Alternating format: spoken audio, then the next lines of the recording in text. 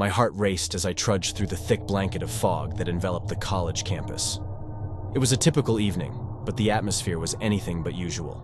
I was a freshman, and the campus had a reputation for being haunted, with eerie stories circulating about its dark history. I had heard whispers of room 303, the infamous dormitory room where a student had supposedly committed suicide years ago. The legend went that the restless spirits still roamed the campus, seeking vengeance for the injustice done to them. One night, curiosity got the better of me, and I found myself standing in front of the abandoned, decrepit building that housed room 303. I shuddered at the sight of the decaying structure, its windows shattered, and the walls covered in graffiti. The atmosphere inside was heavy, like the very air was tainted with sorrow. With each step up the creaking stairs, the whispers grew louder, and the temperature plummeted. The dim light of my flashlight was the only source of illumination. As I reached the third floor, the silence was oppressive, and the whispers took on an eerie quality, like mournful wails. I located room 303, its door hanging slightly ajar. The room's desolation struck me. Cracked walls, broken furniture, and a sense of abandonment that hung in the air. My breath misted in the cold, and I could feel the eyes of the unseen upon me. The moment I stepped into room 303, a chilling gust of wind slammed the door shut behind me. Panic seized me as I realized that I was trapped inside. The whispers grew more frantic, and a ghostly figure materialized before me. It was the spirit of the student who had met a tragic end here. The spirit's hollow eyes bore into me, and I felt its anger and despair. It blamed the college for its death, for not taking action when they needed help the most. It was a victim of neglect and indifference, and it wanted justice. In a voice that sent chills down my spine, the spirit demanded that I help it expose the truth, to reveal the dark secrets the college had buried for years. I was the chosen one, the messenger of the restless dead, tasked with bringing the college's darkest secrets to light.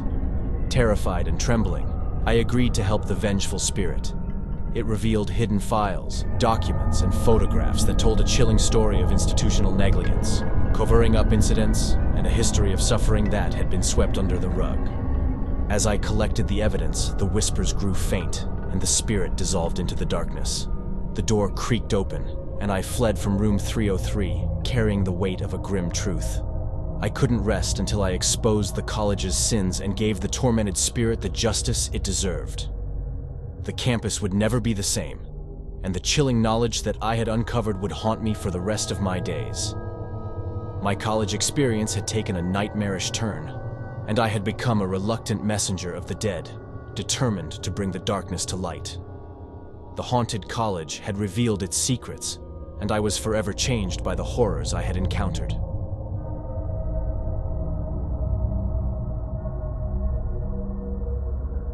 College was supposed to be the best time of my life, but something sinister lurked beneath the veneer of academic pursuits and youthful exuberance. It all began with a peculiar class registration error. I found myself enrolled in a course that didn't exist in the official curriculum, Advanced Occult Studies. I was intrigued, but also bewildered, as I had never shown any interest in the supernatural. The professor's name was Professor Blackwood, an enigmatic figure with a reputation for being both brilliant and eccentric.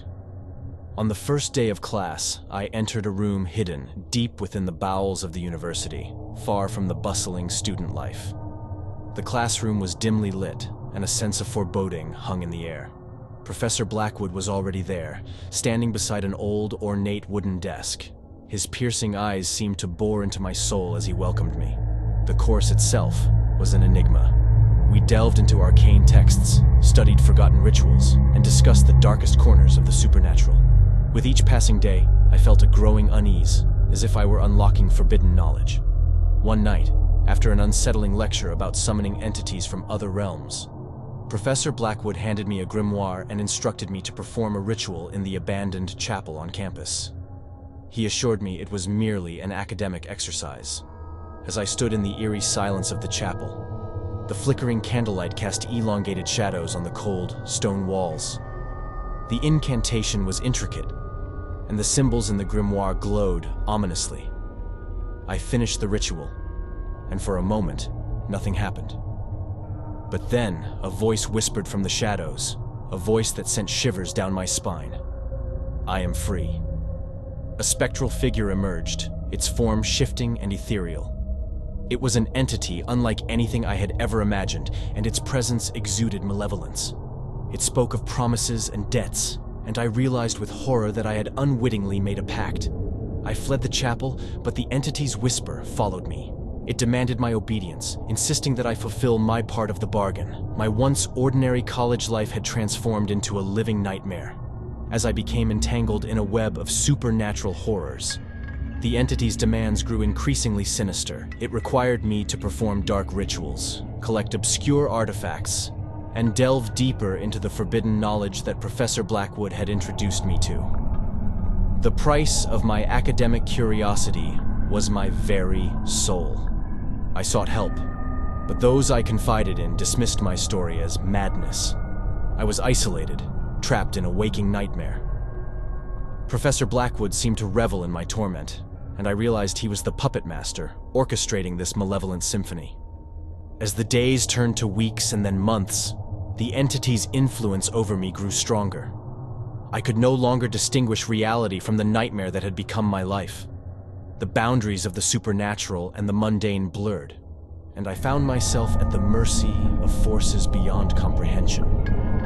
My college experience had become a descent into darkness, a cautionary tale of the dangers of pursuing forbidden knowledge. I was forever marked by the horrors that lurked beneath the surface of academia, a victim of my own curiosity, ensnared in a web of malevolence from which there was no escape.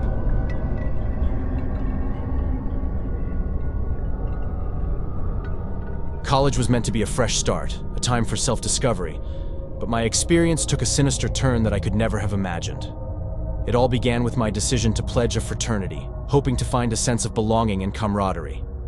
The fraternity, Delta Epsilon Omega, had a reputation for being mysterious and exclusive. Their initiation rituals were rumored to be unconventional, even disturbing. But I was willing to do whatever it took to be part of the Brotherhood. On the night of the initiation, I, along with several other eager pledges, was blindfolded and led deep into the woods surrounding our campus. We were told that the initiation ceremony was a closely guarded secret, one that would forge a bond between us like no other. We were instructed to stand in a circle and chant an incantation in a language I didn't recognize. The air grew icy and the forest seemed to hold its breath. Suddenly, the ground trembled beneath us, and the trees rustled as if whispering secrets. The blindfolds were removed, and I found myself in a clearing surrounded by towering oaks. In the center of the circle was a massive stone altar, weathered and ancient. The fraternity's senior members, clad in hooded robes, circled around it, their faces hidden in shadows. As I looked at the altar, my heart sank. It was stained with dark splotches, and strange symbols were etched into its surface. The realization that something was terribly wrong gnawed at my gut. One by one, the pledges were called to the altar. There, they were given a chalice filled with an unknown liquid. I watched in horror as each pledge drank from the cup, their faces contorting with pain and terror before they collapsed to the ground, lifeless. My turn came, and I knew I had to make a choice. I could either drink from the chalice, as the others had, or I could refuse and face the unknown consequences. My mind raced, but something inside me compelled me to refuse. I couldn't bear to end up like the others. I stood my ground and declared that I would not partake in the ritual. The senior members, their faces hidden by their hoods, whispered in low, eerie voices. The forest seemed to close in around me, and a bone-chilling wind swept through the clearing. Suddenly, the forest came alive, with eerie, ghostly figures, their forms shifting and writhing. They closed in around me, their cold fingers brushing against my skin. I tried to run, but my limbs felt heavy and the world blurred. The last thing I remember was their haunting laughter and the sensation of being pulled into the ground, swallowed by the very earth itself. I awoke, gasping for breath, in my dorm room. The events of that night in the forest were hazy, like a distant dream. But the fear and dread remained etched into my memory. I realized that the fraternity, Delta Epsilon Omega, was not what it seemed. Their initiation ritual had unleashed something ancient and malevolent, and I had narrowly escaped its clutches. My college experience had turned into a nightmare, a dark secret I could never forget, and I knew that the true horror had only just begun.